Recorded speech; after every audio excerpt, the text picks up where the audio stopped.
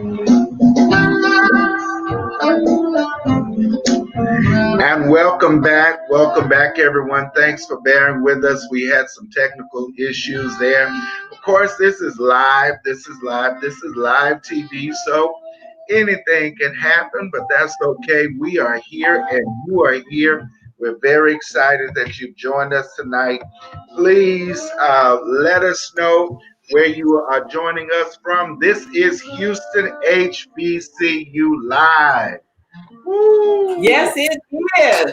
Yes. HBCU Live, our November edition, and we're excited. Hey, Tasha Clay Frazier, former Miss Paul Quinn. Paul Quinn is in the house. Please rep your HBCU. Let us know what HBCU you are representing on tonight while you're joining us. Yes, Tasha Clay Frazier in Dallas. Paul Quinn. We see Texas Southern University is in the house.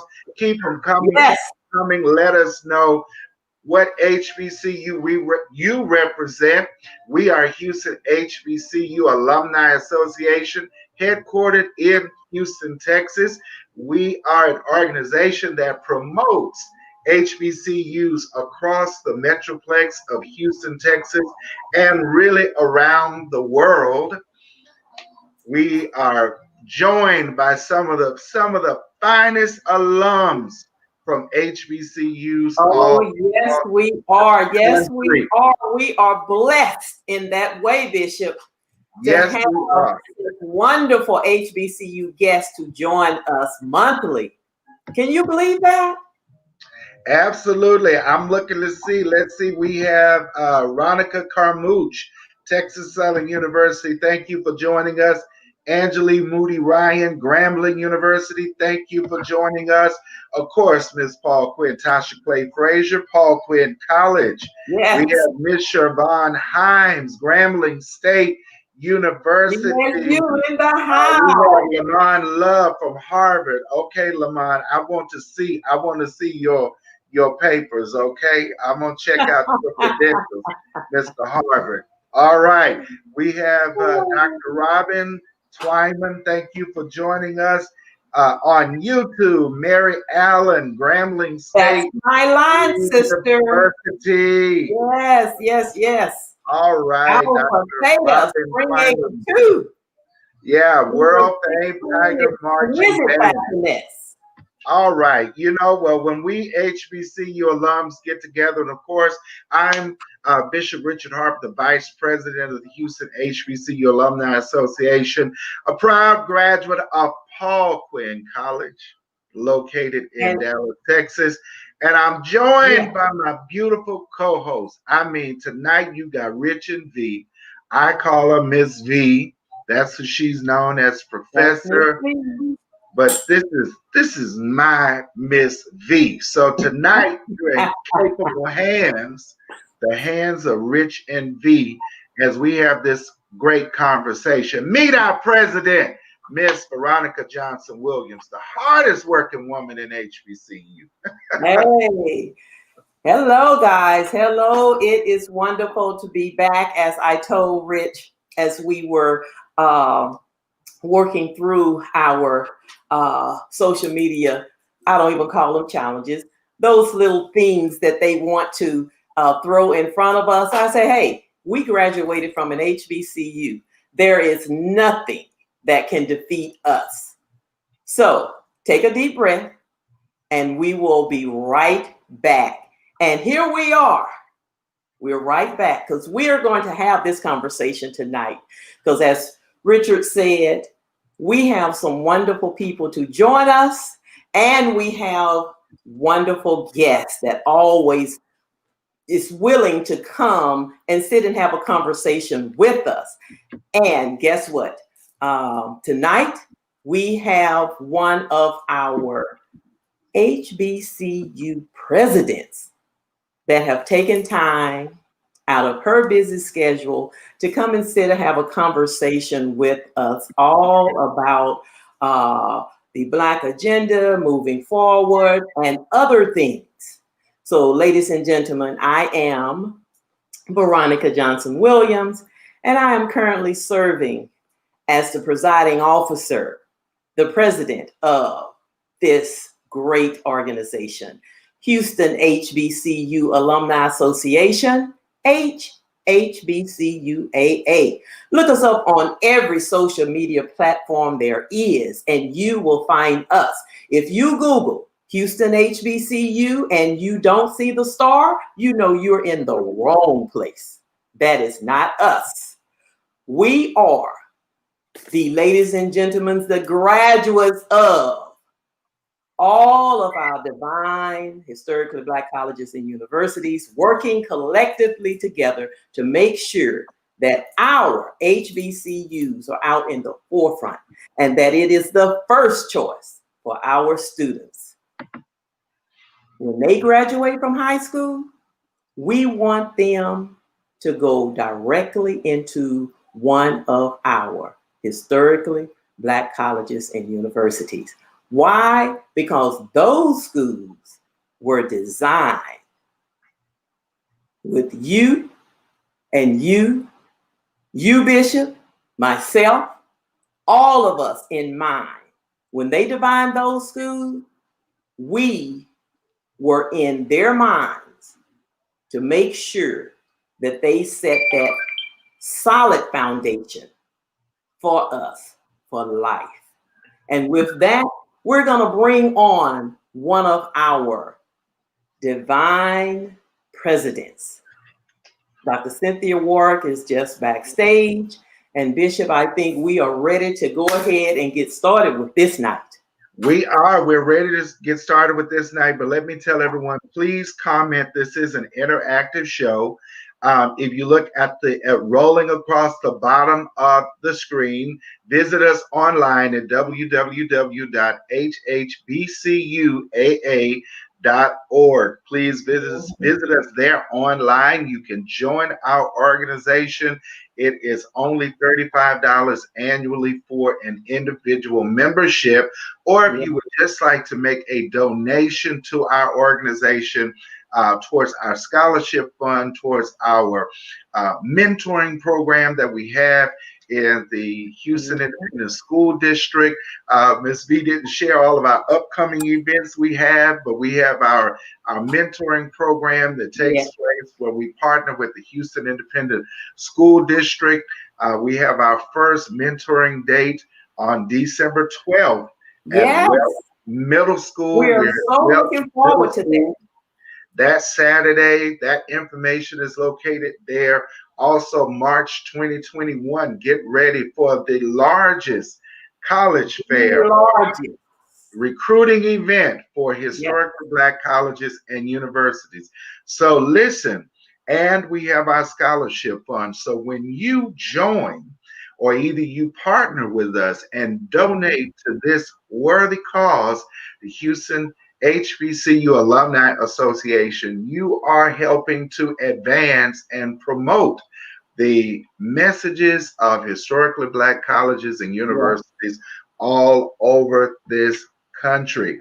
And that being said, we are very excited about our guest tonight to have our very first HBCU president on with us tonight.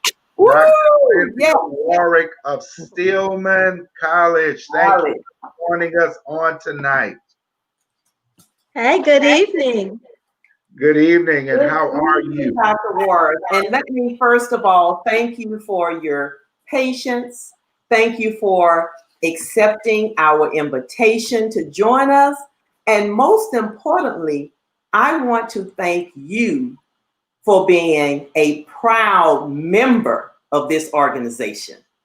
Dr. Warrick is the only HBCU president or university or college president that is a member of this organization. She is a trailblazer. She set the bar extremely high. So, Dr. Warrick, thank you for that. Thank you, Veronica. It's my pleasure. I'm so proud of you all founding this organization and conducting that big college fair, because it's just so needed without your kind of this organization and the type of support that you provide in the Houston area, a lot of students wouldn't learn about HBCUs. So I think you're keeping the dream alive. Well, thank you. Thank you.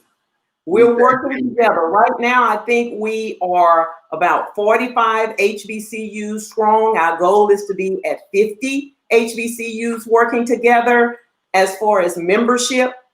But as you saw, the college fair, we have been able to meet that goal. We were able to get over 50 HBCUs in that room so that our students and parents could be exposed to our HBCUs. And thank you for all of your input.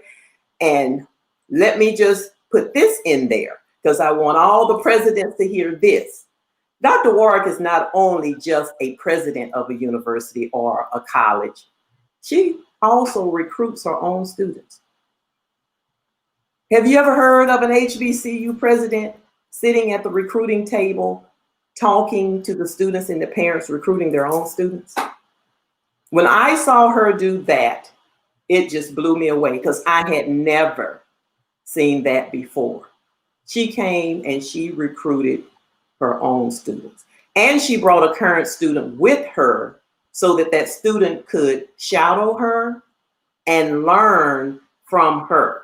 I mean, I was speechless. So Dr. Warrick, you keep moving that bar up a little bit higher now. We got to be able to hurdle this. So.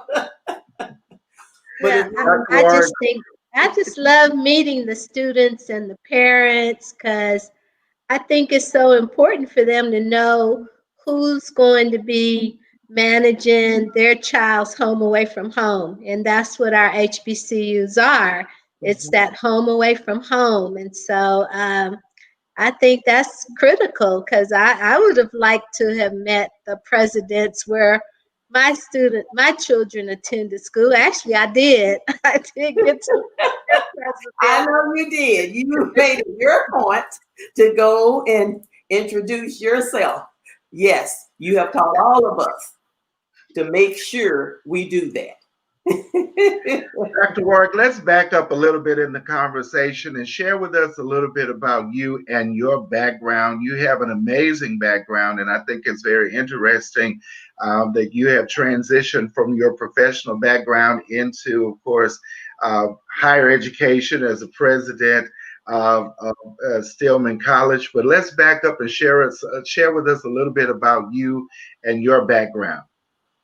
Well, I'm originally from San Antonio, Texas, and I went to pharmacy school at Howard University in Washington, D.C. So that's where I got my HBCU experience. But it really came from my parents and my grandparents.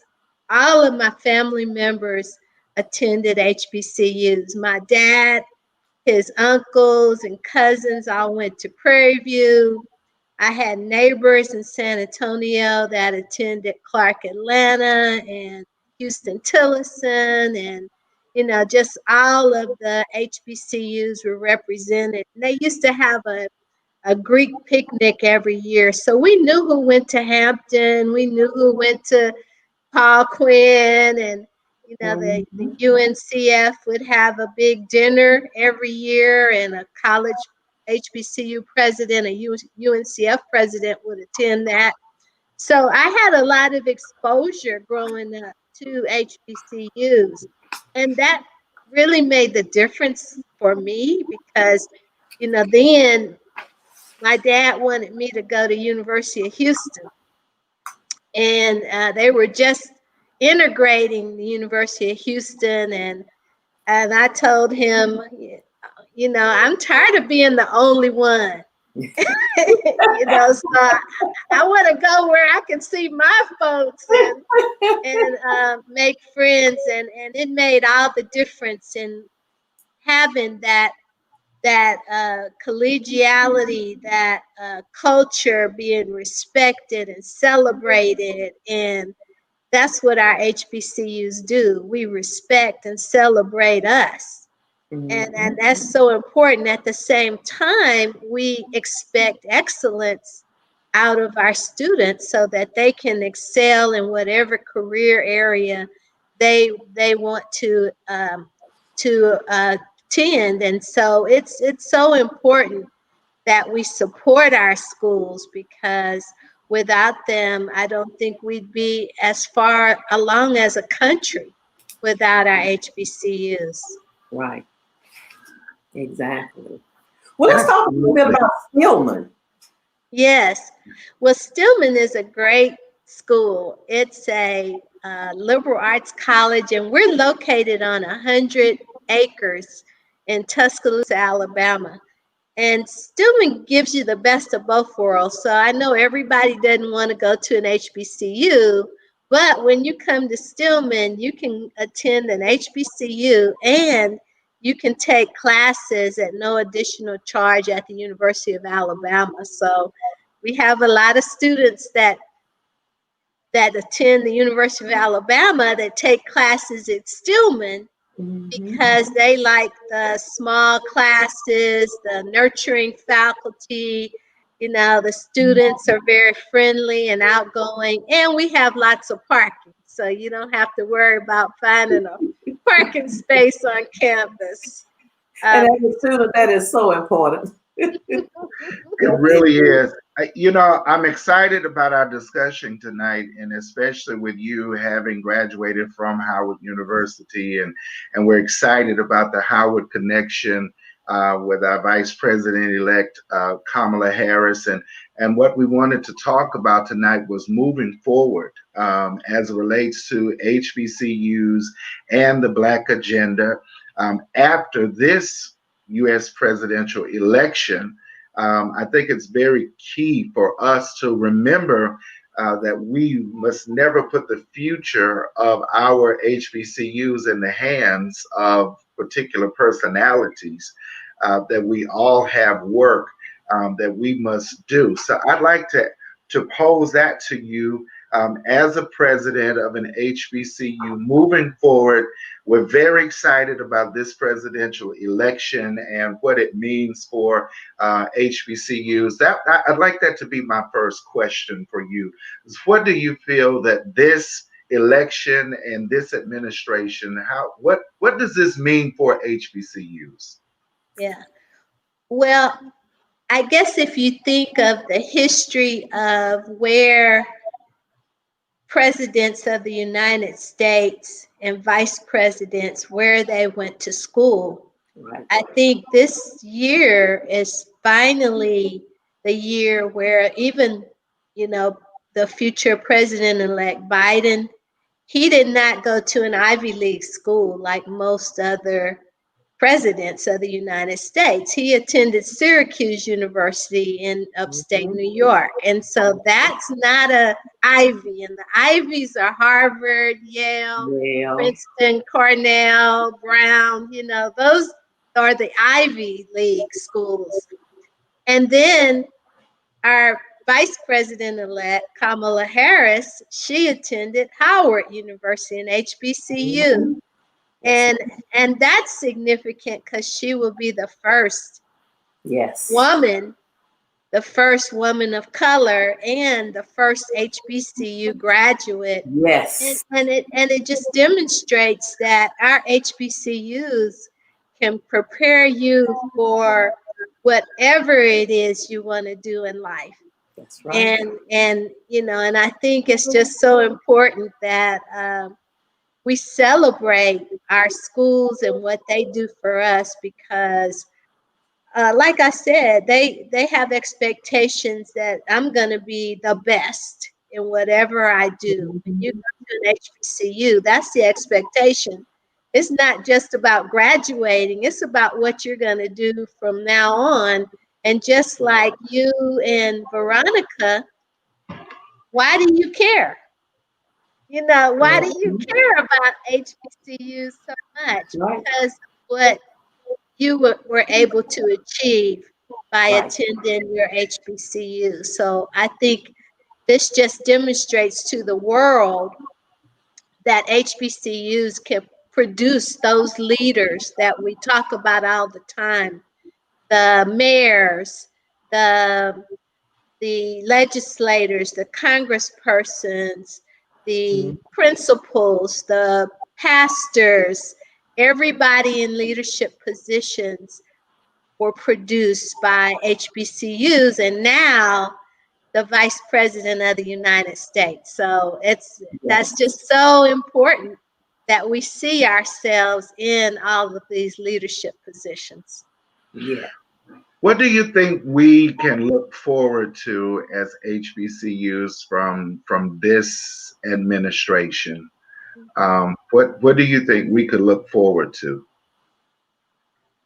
Well, I think this will be the first time that you have someone in the highest ranks in government who understand what the HBCU experience is. Yes. I mean, she left Howard and went to law school at UC Berkeley.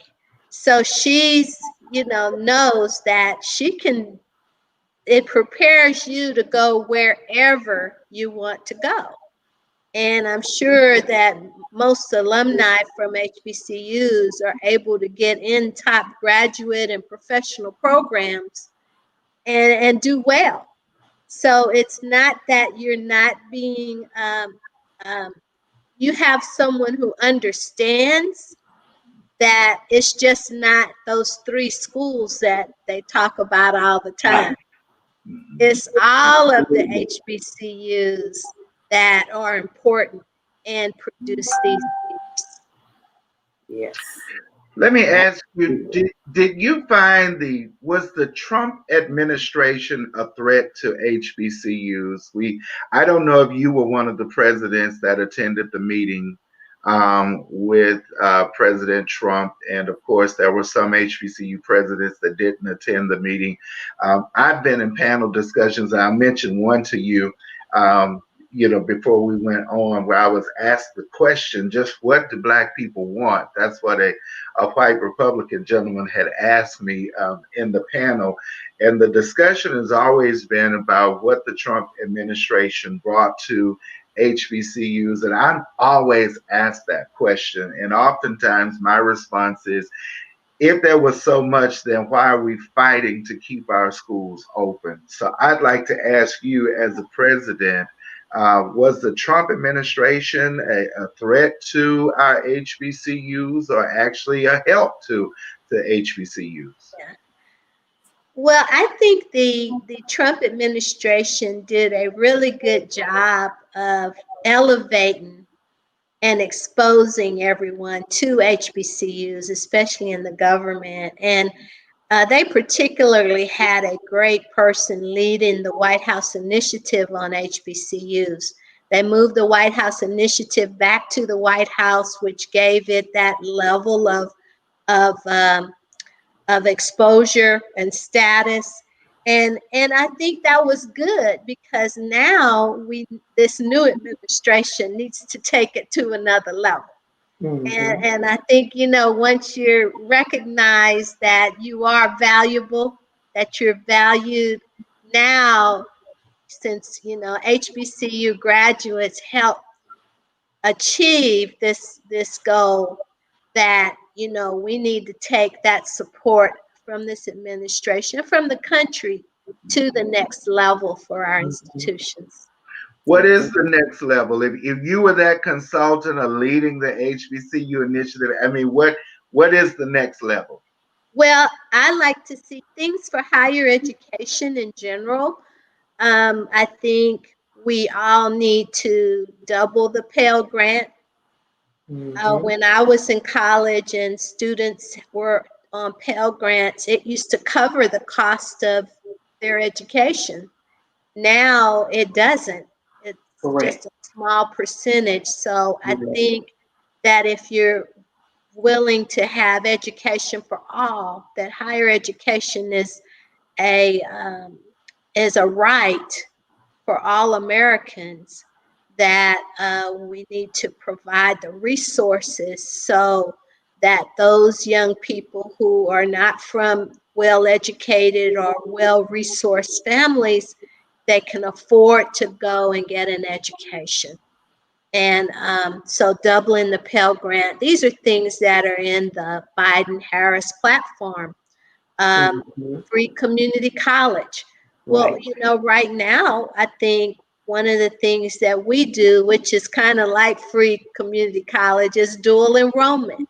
So I think that everyone should be promoting dual credit, dual enrollment programs so that students who are in high school who already know that they're ready to go to college, they need to go while they're in high school. When you hit that junior and senior year, you should be taking college courses like African American history, like speech and English and those types of courses to get you better prepared for college, because we want you to have an idea of what college level work looks like and that you'll be able to do that work. So that kind of initiative for free college for all, and the best way to get it is while you're still in high school through dual enrollment. True. That is so true. Yeah. Absolutely. I'd like to move into the Black agenda, and I'm sure Miss Veronica would like to jump in here.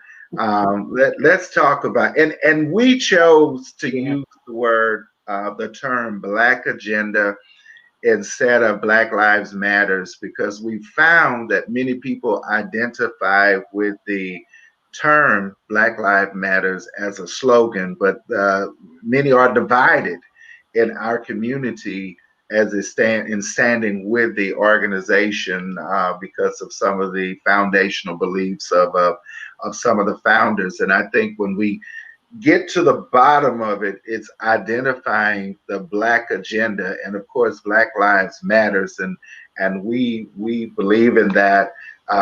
Ms. V and I, we were on the protest lines. We were there. We were protesting in the midst of the pandemic. There were people texting and calling, "What are you doing? We saw you on the news." You guys are out there. Anything that affects us, and when I say us, all of us of color, it's important that we are informed and we are involved. That's the only way you can make a difference. Right. You certainly cannot make a difference on the outside.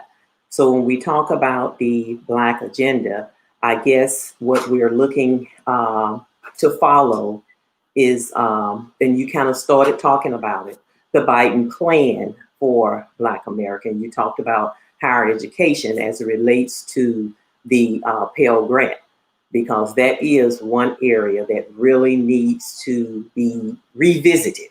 Because as you said, in previous years, it did play a heavier role in higher education. And then it started decreasing and decreasing until some students do not receive any.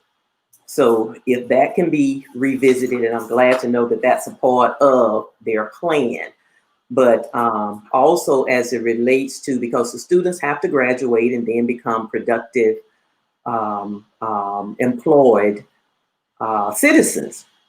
So what's in place to close the racial wealth and income gaps? If you can speak to some of that, because I know you are looking to get internships for your students, and anything that's out there, resources that would guide them to being gainfully employed once they leave Stillman College. Mm-hmm. Yeah, well, I think it's important for our young people to start early and start thinking about how to fund their education, because we all know that education is what will get you to your future success. You need a degree. And if you're Black in America, you definitely need a degree. You cannot access the kind of careers and employment that people say, oh, you don't need a degree for that. oh, you need a degree if you're Black. Yeah. so let's just take Yeah. that off the table. You've got to have a degree. Mm-hmm. And you know, and I think we need to start thinking about early on planning how to pay for that education. And there are so many scholarship funds that are out there that go unused. And I try to stress to our students all the time, please go on and apply for these scholarships, because there is money there for your education that you don't have to borrow. But if you have to borrow, it's worth it, because you cannot get anywhere without a college degree in this country. And maybe you may need one or two, you know, more than one degree. Yeah. You need 2 or 3 degrees, you know, in order to be successful. I've traveled that road before. As you know, as an African American, a person of color in the United States of America today, because as we know, the justice system and all the types of funding available to buy a home, all of these things, the data show that we are treated differently. Yes. In this market. I mean, we pay more for the same types of services that others get. And, you know, and unless we get educated and understand that you have to fight for justice, you need to, you know, stand up for your rights. And education helps you understand how to do that. And really, if I hadn't gone to an HBCU, I don't think I would know I am the same how way. to do that. You know, I think going to an HBCU prepares you to fight for your rights, prepares you to overcome obstacles. I mean, it's funny, but I don't think I would be who I was if I hadn't gone to an HBCU. Absolutely. Bishop, do we have any questions? Because we certainly want to include our audience. Do we have any questions? We've not had questions. We've just had statements of support.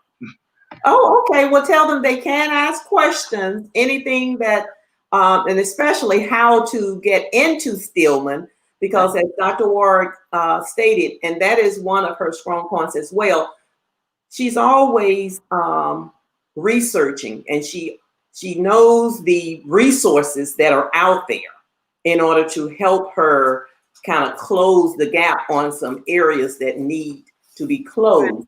And Dr. Warrick, I see where Stillman College was one of the best colleges of distinction for 2020 and 2021.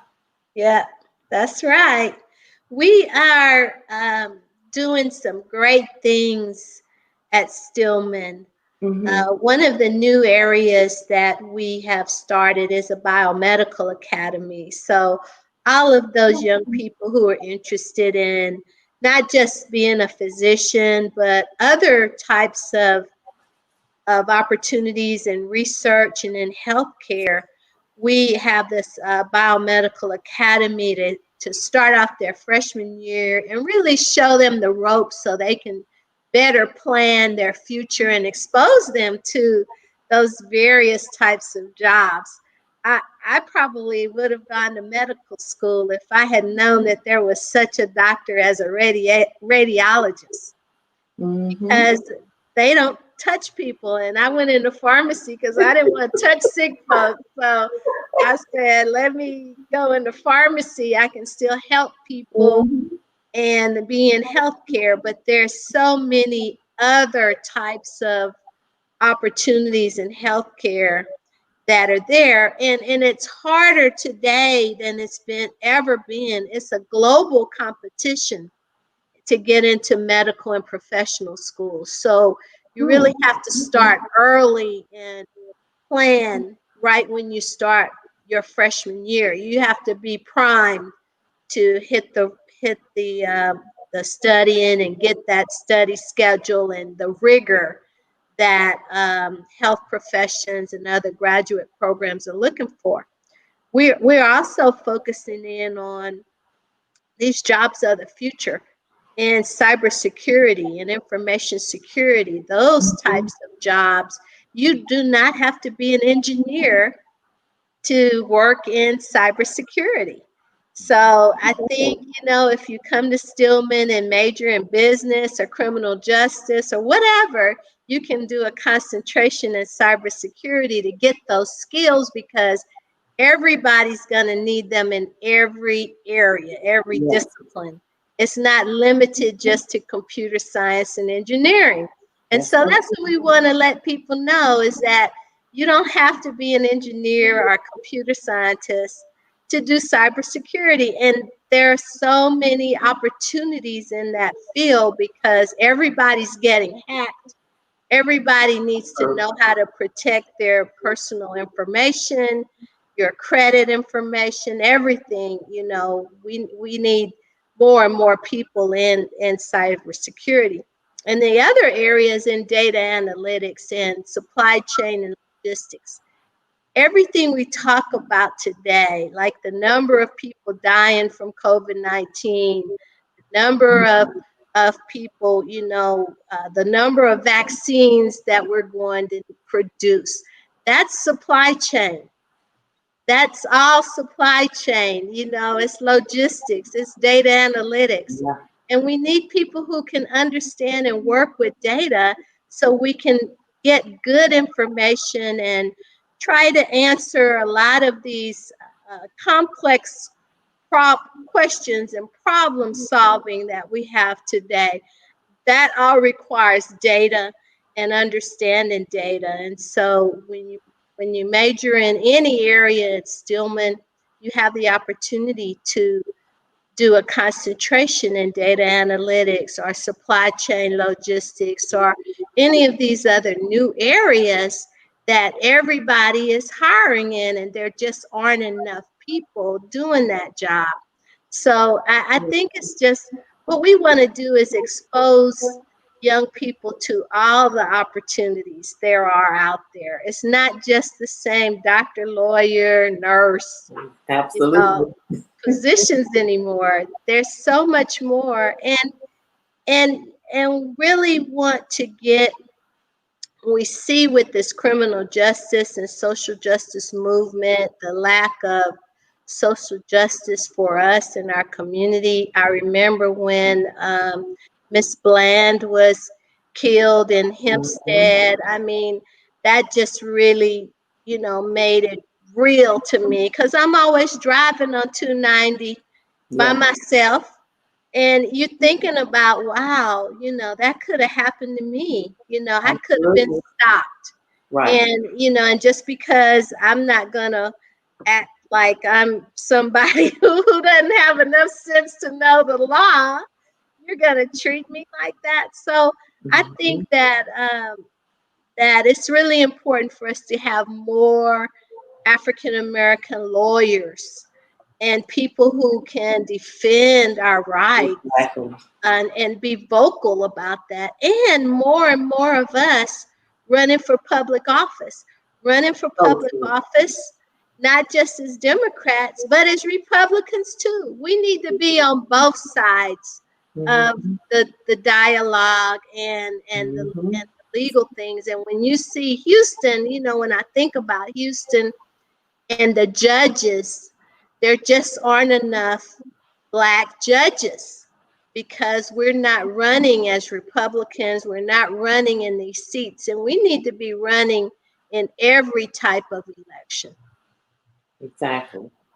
Well, the question would be, why is it important? I agree. I feel like we should be on both sides. I mean, I'm born and raised Democrat, and I volunteered before I could vote in the Democratic Party. But it is very important that we have voices on both sides of the dialogue and the conversation. And in this election, we really had to realize that we can't coin our entire community and say that everyone in the African American community votes this particular way or supports, a particular candidate. But we need to be on both sides of the conversation so that we can move into certain positions and certain elected positions. If you're just joining us, you've just joined in for Houston HBCU Live. This is the monthly broadcast from the Houston HBCU Alumni Association. Our guest tonight is Dr. Cynthia Warrick, and we are discussing moving forward HBCUs and the Black agenda after the U.S. presidential election. I also want to recognize our partners that are present, that have joined us. Lynx Garcia from the Women's Football League Association. Thank you, WFLA, for joining us. I know they have a meeting. Yes. Thank you for joining us tonight. They're joining us, and we know you guys have a meeting going on. Of course, Lupe Rose always has something in the works and that dynamic team. But we've got a few questions here from one of our members, Yvonne Jackson, who says, Dr. Warrick, thank you for being here this evening. I'm a proud graduate of HBCU Miles College and UA Birmingham, living in Houston. My question, are there corporate sponsors for Stillman? And what has kept this HBCU afloat without apparent major obstacles for survival? So then you take the first question, which is, are the corporate sponsors for Stillman College? Yes. Well, all institutions have corporate sponsors. And I think that we get a lot of local support from Alabama Power, Mercedes-Benz, Regions Bank, Renaissance Bank, all of the corporate entities that are in our community. But for HBCUs and for Stillman, our most important support are from alumni. And alumni need to give whatever amount because there are more of you than those corporate businesses. And you have a commitment to your HBCU. So all HBCU alumni, I don't care how much it is, you need to give to your school, give to your alma mater. And if you don't have one, give to Stillman. Tomorrow everybody's going to be making requests, for Giving Tuesday to give to their institution. Well, if you don't have an HBCU to give to Stillman. It's real easy. You can go to stillman.edu/give. And every dollar is important because, like we were talking about before, it's all about the students. And with the Pell Grant being so low and students not wanting to take out a whole lot of debt, it takes them longer to graduate. It's because it's expensive. It's so much more than it was when I was in school. So the support you provide helps keep our young people in school and helps them graduate on time. So alumni, HBCU alumni, give to your alma mater. I don't care how much it is. Once a month, look, Howard gets a check out of my account every month. It's real easy. I don't even see it. It's there, it's gone. So, and I think all of our schools have the ability to accept those small amounts on a monthly basis. Absolutely. And I think you went into part of the second part of the question, which was what has kept this HBCU, in reference to Stillman College, afloat without apparent major obstacles for survival? Yeah, and it's the alumni. The Stillman alumni love Stillman. Just like all HBCU alumni love their alma maters. Right. It's just so important. They serve as mentors for our students. They support me. They provide resources. We had one of our alums do a law school workshop this summer, a week-long workshop to help young people understand how to plan for law school. So, and what to do in order to be successful in law school. So it's just so important for alumni to give back any way they can. If you don't have the money to write a check, give back time, recruit, bring us some students. That's what alumni, we want them to do, support your school. Absolutely. And Dr. Warrick, I'm so glad you brought those items out because there are other things that are needed as well. Like the alum came back and did the workshop for the students. If you don't have the money, you certainly have other assets and time and things that you can offer the school that is so needed. Because even when we talk about, I think on one of our Houston HBCU lives, it came up about technology. And so I was sharing with the audience, if you are aware of those CEOs and CFOs and those individuals that have, access to the pen that's going to sign those checks, then you direct those individuals to your alma mater. That helps. Yeah, and wear your gear. Oh God, yes. Because people need to know home without it. Who you represent. Yes. Wear your gear. Right. Because that demonstrates to people that you're proud of your alma mater, and it just gives that much more exposure because we're not the major institutions on television today. They see Grambling and Southern once a year on the Bayou Classic. That's the only major football game that's televised, globally, nationwide. But you don't see us in everything. So you have to wear your gear so people know who you are, who you represent. Absolutely. And things as simple as this. All the schools have these. You can wear it, dress it up, dress it down. I shower in it. All of my sons wear one. And as soon as the grandbabies' little arms get a little larger, they'll have one on. But marketing is everything, like you said. Yes. Why is it so important? Think about it. You can have the greatest product in the world. Okay. And if you don't tell anyone about it, or you don't talk about it, or you don't market it, guess what? It just stays there, right? So we are, all of us, working for our HBCUs, the alums, all of our supporters. We're the greatest marketing tool for our historically Black colleges and universities by simply wearing our gear. Every time we leave the house, we have something that have, Dr. Warrick has hers on right now. When you see her, she's going to have something with Stillman on. That's right. Right, Dr. Warrick? Right, that's right. Absolutely. Right. And when we have to double it up, because some of us are in sororities and fraternities, and like I told them when we went and we were doing a walk, and I said, wear your school shirt so that everybody can see all the different schools. And they were like, well, I want to wear my Greek shirt. Okay, well, this is how we can do this. Wear your school shirt, put on your Greek hat or your Greek shoes, and guess what? Everybody still would know you're Greek as well as you graduated from that particular historically Black college or university. Yeah. And you were still able to cover both. Yeah. Because believe it or not, we were HBCU students before.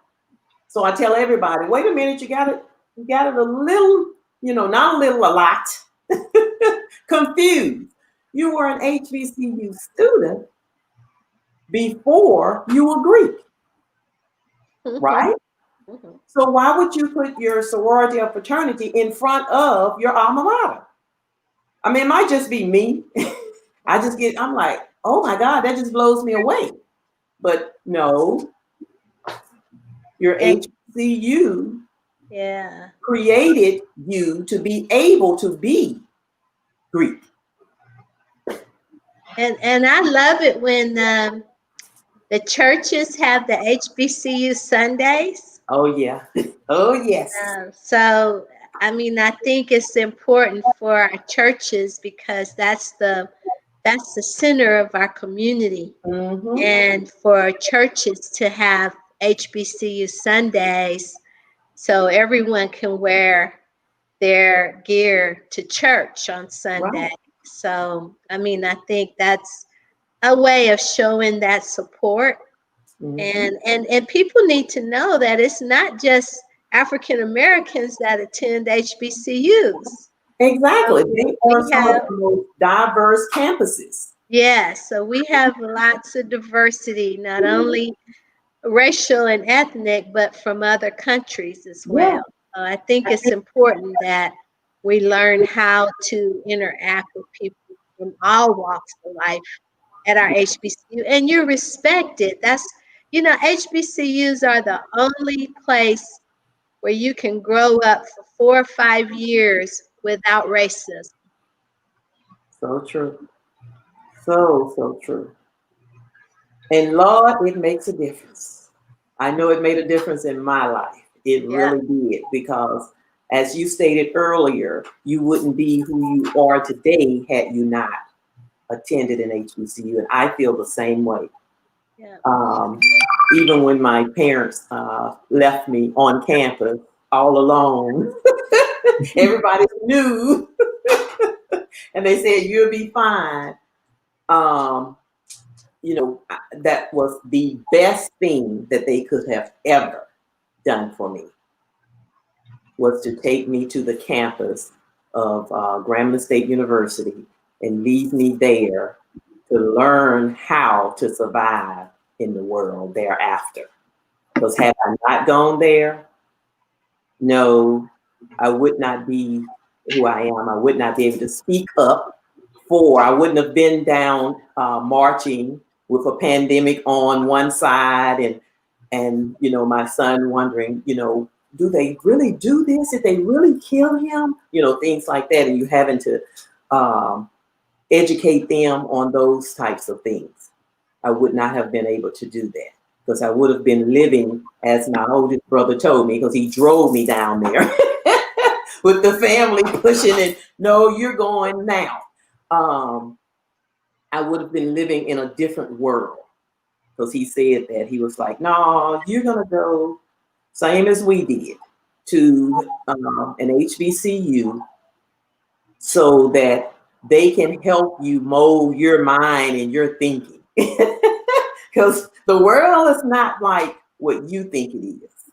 Because I was sharing, I only had throughout high school, I think 2 teachers that looked like me. And I had the second one because I asked him to teach me physics. Other than that, my teachers did not look like me, so they didn't encourage me to go to Grambling or Southern or any of, they didn't even talk about HBCUs. Mm-hmm. So thank God I had a family that was rooted, deeply rooted in HBCUs. And when I graduated, because you're not supposed to have the school I came from, you're not supposed to have people of color to graduate first at that school. And guess what? To this day, they have never had another one. Wow. Never, ever, ever, ever. And the yearbook that I graduated under, I was told when I went back to the school that they had a fire, a large fire, and that yearbook burned. Oh. Terrible. Oh, exactly. My.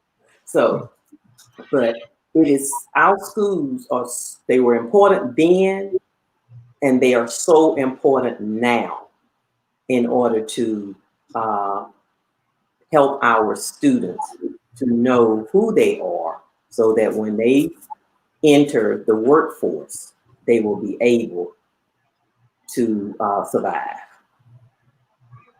and not live in a world thinking there's no racism. You don't need an education. Because as you stated earlier, That is not true. And that's what I like about you. You just tell the truth about it. You don't sugarcoat it. You just say that is not true. You need an education, and don't let nobody tell you that you don't. Right, Absolutely. Absolutely. Absolutely. We must have it. And it's really important to have the dialogue about education. We are, society is moving. The best way I can say this, anti-education. We're seeing many have arisen to fortune and fame through entrepreneurship, and that has caused some in our younger generation to feel as if I do not need an education. Many of them are looking at celebrities that they don't realize have actually attended an HBCU and have graduated from an HBCU. And many of those celebrities have returned back to school themselves at some point to complete their undergraduate education. And I find myself often trying to encourage those the younger generation and the present day students that you need an education. It's vitally important. Your college education, and especially when you have that conversation with your children, and your children look at you and say, "Well, where did you graduate from?" I'm hearing everyone else at school talk about where their parents have graduated from, and my teacher graduated from here. Where did you graduate from? So, and then that conversation arises. But education has always been very important to us as a community, and it's still vitally important that we pursue higher education. There are many forms of education, but we're talking about higher education, and take those opportunities that have been afforded to us from our HBCUs. Dr. Warrick, you have been an amazing guest on tonight. You have been so enlightened and inspired by the conversation. Would you please tell our viewers how they can learn more about Stillman College, where you guys are located online? Yeah, well, Stillman is stillman.edu, stillman.edu. And you'll see everything about Stillman. We've got it all on our website. So we're happy that I'm happy that you all invited me tonight, and look forward to all the great things that y'all are doing in Houston. I tell people I'm a spoiled Texan, so when I retire, I'll be coming back home. Well, there's no place like Texas. I travel the world, and I promise I have learned that there is no place like Texas. And when you learn to do things the Texas way, then you can play in any sport. You can play in any league when you learn the Texas way.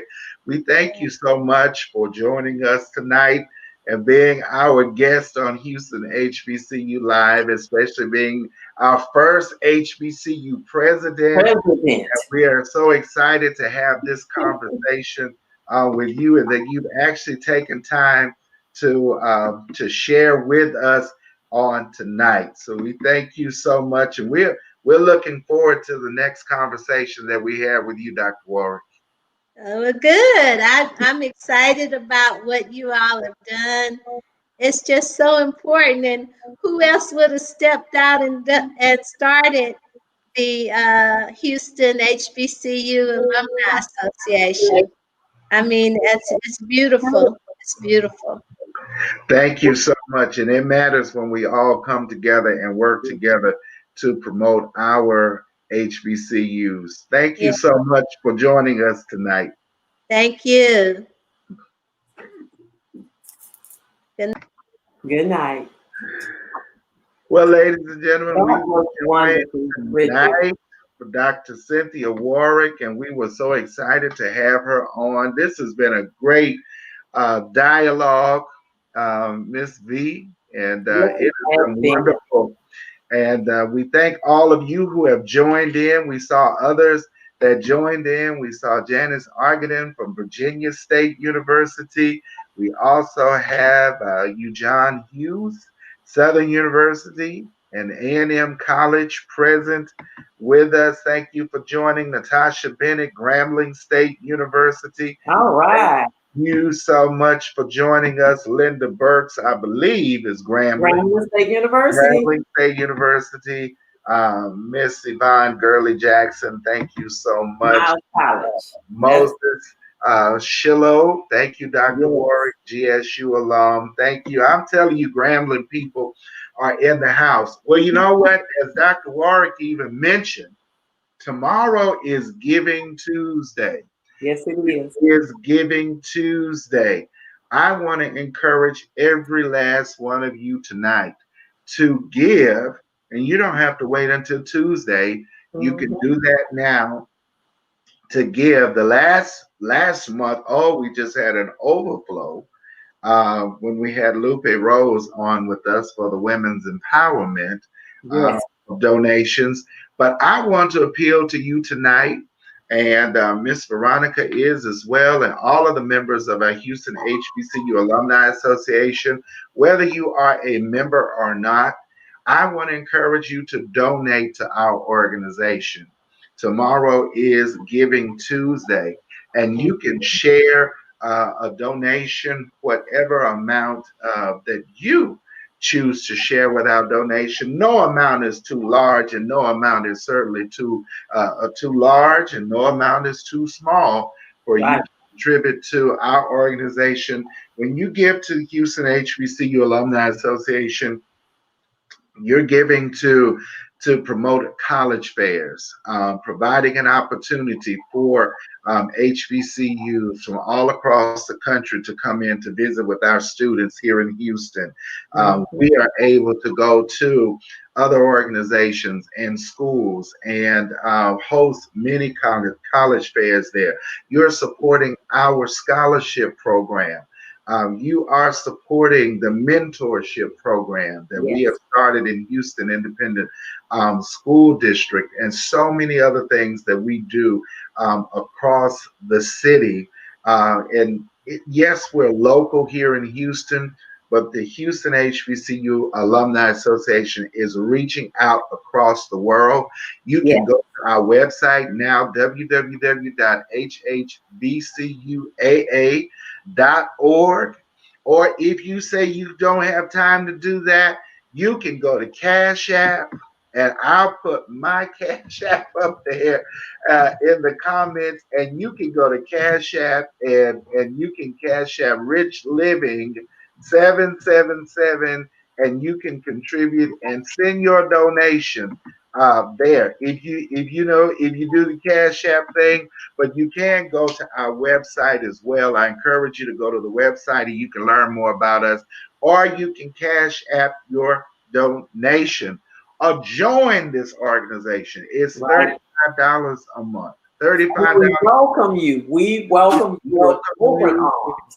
It doesn't matter where in the world you are. You can still join us and be a part. We have meetings virtually. At the moment, even our in-person meetings, we always have had a virtual component or platform for our meetings. You can participate in our monthly virtual mixer. We're excited about our December virtual mixer at East Thursday. Our whole school is Miles College. We're going to have a great time talking about home for the holidays, the HBCU way. We're going to have a great time. We have a mixologist that's going to be sharing how to make drinks. We've got a DJ that's going to be there. It's going to be an awesome time. So I'm asking you to donate and give. This is the preacher coming out now, to Houston HBCU Alumni Association. I'm going to be making my donation to the Houston HBCU Alumni Association. And the president will be making her donation. President Johnson. By example. Yes. We will not ask you to do anything that we're not going to do ourselves. Absolutely. Absolutely. And so we want to come at our next meeting, and we want to report that we just had a tremendous outpouring of support, of donations made towards our organization, because we have a lot of work to do, and we cannot do that work without all of you, all of the things that we have going on, and we definitely cannot do it without your support, your financial support. So we thank you in advance. We thank you in advance for those of you that was. I grew up in the Baptist church now, Bishop. So, we always have to give a report. While we're here, before we give the benediction and bid everybody farewell for our November edition. You got to give that report. Do we have any reports of donations coming in before we get off? Because some of your members and guests just like to have that information shared. And while you're doing that, I will check the Cash App, and I will check the PayPal. I'm sitting here looking at Cash App right now, and I mean, y'all need to go ahead. I have a friend that would say, hit that Cash App. Hit that Cash App. One of my friends says that all the time. And you mentioned the Baptist church, and I was in the Church of God in Christ, and you ain't seen nothing till you. Right. We have to make sure. Offering at the Church of God in Christ. So please donate and give. You're supporting this great program that we have going on, Houston HBCU Live. So donate, make your contribution, your donation, whatever amount you're giving, whether it's 25, if it's 100, if it's 1,000, 10,000, 100,000, 1 million. We accept it all. So and let me just talk just briefly about where we use the bulk of the monies. As Bishop brought up earlier, we actually host, and this is being told to us by our alumni directors who come down and recruit. We actually host the largest gathering of our historically Black colleges and universities for the sole purpose of recruiting, meaning from 10 to 2, they are able to have the attention of the students, their undivided attention, in order to assist these students in transitioning from high school to college. And so that our schools don't have to pay $800, $900 registration fee for a table to come and recruit, we pay for the organization, Houston HBCU Alumni Association, HBCUAA. We actually sponsor that room. So our schools, that's what our goal is, and that's what we've been successful at doing, but we're able to do it because of our members, through membership and through donations. So that's what the bulk of the money is used for, because we do not want our schools to have to shed out $800, $900 for a recruiting table in order to recruit. So we have these types of giving opportunities, and we reach out for membership. So please join us. Annual membership for anyone that graduated or attended an HBCU is only $35. If you did not, you're just a supporter and a friend, it's only $25. And that's annually, one time annually.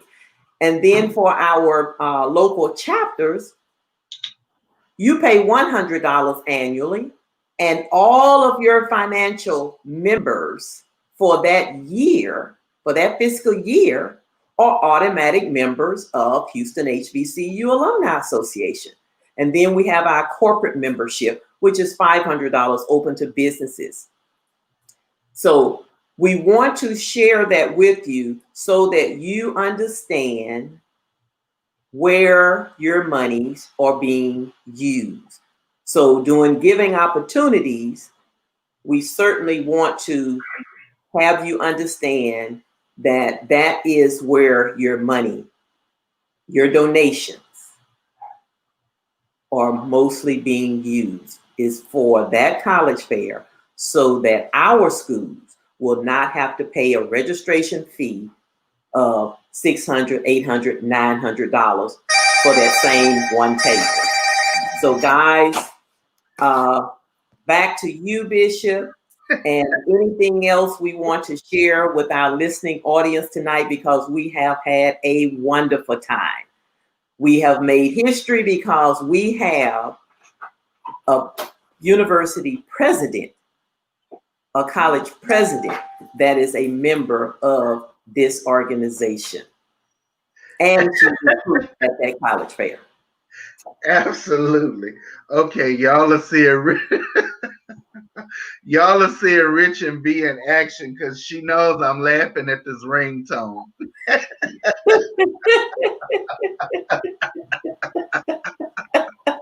She knows I'm laughing at this ring. This Rich and B. This is Rich. Yes, we've had a good time tonight. We've had a great time. I want to thank you so much for your donation, Miss Yvonne Jackson. Thank you so much for your donation. Okay, I told y'all we were sitting here a few minutes just watching, and I don't know how many of y'all are on there, but thank you so much. Send your donation or go to the website www.hhbcuaa.org and join our organization. Yes. Make your donation, and we thank you so much for your donation. This has been an amazing evening, and we're so grateful to all of our viewers tonight who have joined us from all over the world, where you've joined in from. Thank you, those of you that are on Facebook, those of you that have joined in on YouTube. Thank you so much. Stay tuned for our December. And I don't remember the date for December, but I think we moved it up. But December, unless the guests need to adjust, it will be on this Monday, December the 28th.